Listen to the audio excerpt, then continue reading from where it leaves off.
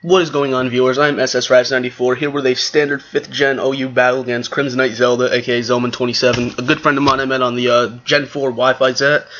It was 2 in the morning when I made this team, so it's kind of like derpy, but it actually works pretty well. It does have some nice synergy going to it.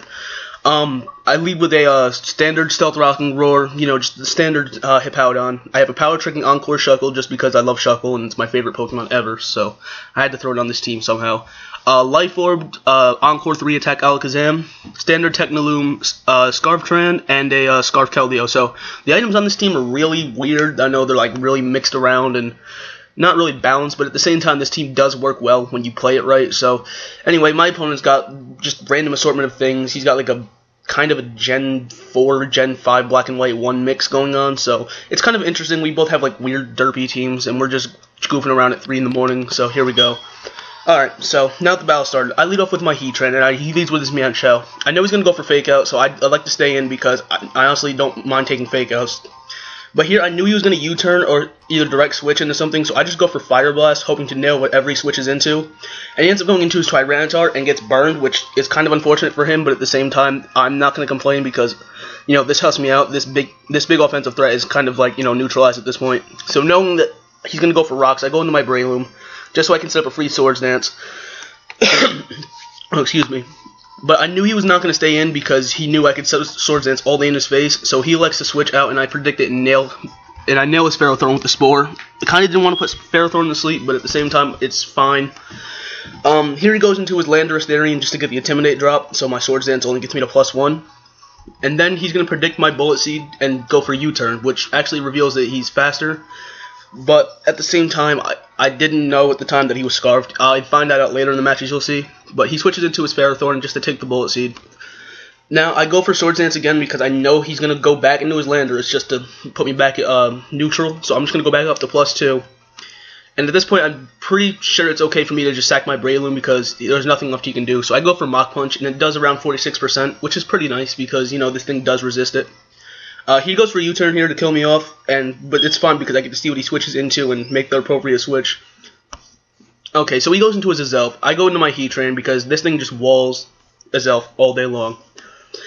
So he's fearing the Fire Blast. He's going to go into Tyranitar, but I predict his switch into anything, and I just go for Earth Power, which was kind of a ballsy move on my play, but at the same time, I wasn't really concerned because, like I said, Azelf can't touch me, and if I needed to, I could switch out later. So now he switches into his Landorus Therian because he doesn't want to take another Earth Power. And then he U-turns. And I stay in because, once again, I know he's going to try and over-predict for me to predict, but it doesn't work like that. So I'm able to kill off Tyranitar with just staying in on using Earth Power, so that's nice. He goes into his Landorus Therian here, and I know he's not going to over-predict this time, so I'm forced to switch back into my Hippowdon just to take whatever hit he wants to go for. And he goes for Earthquake here, which doesn't do too much because Hippowdon does have a lot of bulk on it. So now he's going to switch out and go into his Mienshao as I go for my Stealth Rocks. Or no, I go for Slack Off, excuse me.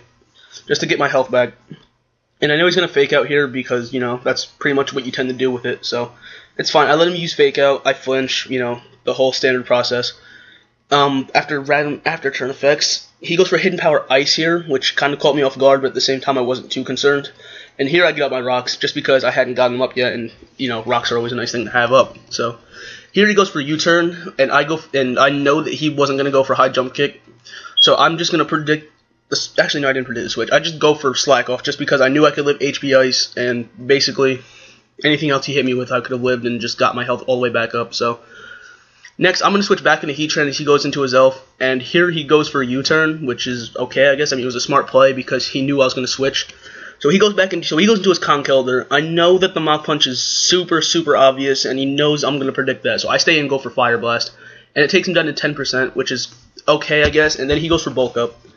So he's at 10%. He's got leftovers, so it shows me that he's not Guts Orb or anything like that. So I'm going to switch into my Hippowdon, knowing I wall this thing for days, as he goes for Mach Punch, and it does around 23%. Like I said, Hippowdon just takes hits for days. That's its job.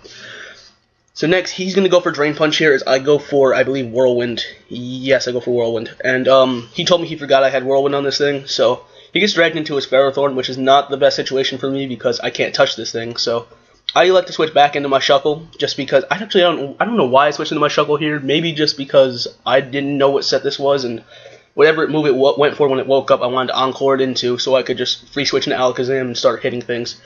So I actually got lucky with the turn he woke up as he goes for Leech Seed, and I go for Encore, meaning he knows I'm going to switch into Alakazam, and he has to switch. So I'm free to go into Alakazam, and I can just go up against whatever he has. So he's going to switch into his Landorus Therian, and I'm going to obviously switch into my Alakazam like I told you I would.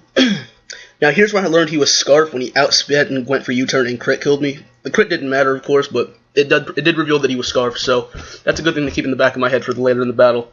So he goes into his Mienshao here, as I go into my, I believe it's my Heatran or my Keldeo. No, I go into Heatran. And he goes for Fake Out, which is fine, like I said. But I know that I outspeed it because, like I said, I am Scarf, so I'm free to just kill this thing off with Fire Blast. And that is what I proceed to do, as his Wild Weasel just goes down. Like I said, he didn't want to switch anything in to take that hit. So now he's going into Conkeldurr. I really don't need Heatran at this point in the battle, because I do have Keldeo with Secret Sword for Ferrothorn, so I just let him stay in the die. Excuse me, I'm feeling sick.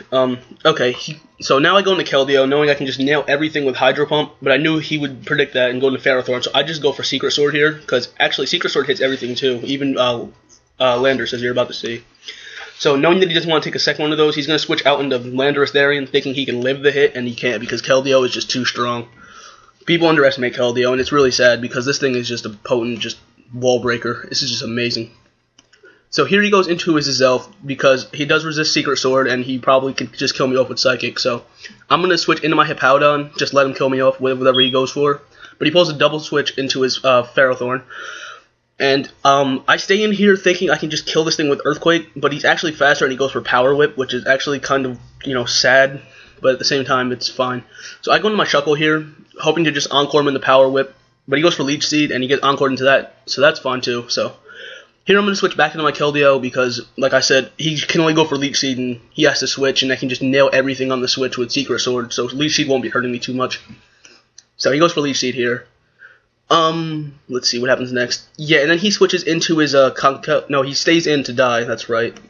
So he stays in, he goes down to a Secret Sword, and that's fine. I take Sandstorm damage, but it really doesn't matter. Next is Conkeldurr. I know I can live Mach Punch because Keldeo does have some good bulk on it, so I do take that hit pretty nicely, and I go for Secret Sword and take him out. Now, here we were debating whether or not Zelf could live a Secret Sword. I believe he said he couldn't, I said he could, and I was right, because his Zelf actually lives with 10%, which kind of sucks, but here he goes for Ice Punch, and here he tells me he's banded, so I'm like, well, Shuckle's not living. But at the same time, the match would either come down to a draw or me winning, so here he goes for Banded Ice Punch, and Shuckle lives with 1% HP. That was just amazing. And then I go for Gyro Ball and take him out, and that will be the match. So good game, Zell. Viewers, go check out his new channel. He's a really good battler, he's a really good narrator, he has some really good shit. Also, if you want to send me a challenge, add my Skype, I'll put it in the description. And thank you for watching. Rate, comment, sub. Same old song and dance.